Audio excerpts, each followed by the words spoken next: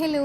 വിഷ്ണുമായ കലശത്തിന് ആവശ്യമായിട്ടുള്ള പച്ചക്കറികളും പലചരക്ക് സാധനങ്ങളാണ് ട്ടോ ഈ കാണുന്നത്. കാലത്ത് തന്നെ തൊപ്പിത്തറവാട്ടിൽ എല്ലാവരും വന്നിരുന്നു കേട്ടോ വീട്ടിൽ സഹായിക്കാനായിട്ട്. കാരണം ഇന്ന് നമുക്ക് നല്ല രീതിയിൽ പണിയുണ്ട്. കാരണം ഞാൻ 3 ദിവസമായി ഞാൻ ഫോണൊക്കെ എടുത്തിട്ട്. കാരണം അത്രയും പണിയായിരുന്നു കേട്ടോ. ഓടി നടന്നിട്ടും അല്ലാത്തയും വീട്ടിലത്തെ പണി എല്ലാം ഉണ്ടായിരുന്നു. ഈ ചിക്കൻ കോരി വെക്കണത് എന്തിനാന്ന് വെച്ചിട്ടുണ്ടെങ്കിൽ ഇന്ന് വൈകുന്നേരം ആൾക്കാർ വരുമ്പോൾ അവർക്ക് ഫുഡ് കൊടുക്കാനായിട്ട് ചോറ്, ചിക്കൻ കറി, മാമ്പഴപ്പുളിശ്ശേരി, പിന്നെ അച്ചാർ, പപ്പടം, അതേപോലെ തന്നെ പയറ് തോരൻ, അങ്ങനെ പല പല കറികളും ഉണ്ടായിരുന്നു. സാമ്പാറുണ്ടായിരുന്നു. അപ്പോൾ അതിന് വേണ്ടിയിട്ടുള്ളൊരു പ്രിപ്പറേഷനായിട്ടോ നടക്കുന്നത്. അപ്പോൾ ആദ്യം ഞങ്ങൾ ചിക്കൻ കറി ഉണ്ടാക്കാൻ നോക്കിയിരുന്നേ. കുറേ സവാളയും ഉള്ളിയൊക്കെ അരിയാനുണ്ടായിരുന്നു. വീട്ടിലത്തെ ഒരുവിധം പരിപാടികളൊക്കെ കഴിഞ്ഞിട്ട് നേരെ പോയത് അമ്പലത്തിലത്തെ ഊട്ടുപുരയ്ക്കാണ് കേട്ടോ.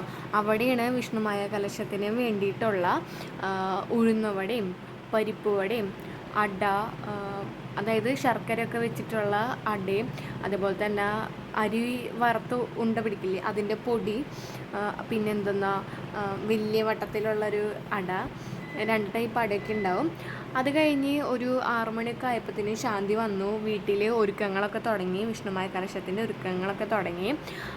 അതൊക്കെ കഴിഞ്ഞ് നമ്മളെല്ലാവരും ഉണ്ടാക്കിയെന്ന് പറഞ്ഞില്ലേ, ഊട്ടുപുരയിൽ വെച്ചുണ്ടാക്കിയ നിവേദ്യം എല്ലാം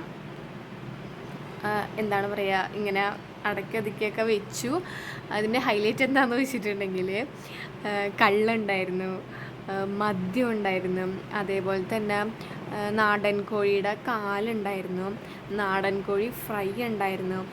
അപ്പോൾ എല്ലാം കൊണ്ടും നല്ല അടിപൊളിയായിട്ട് പരിപാടിയൊക്കെ കഴിഞ്ഞു. പിന്നെ കുറച്ച് പൂജകളും കാര്യങ്ങളും ഒക്കെ ആയിരുന്നു.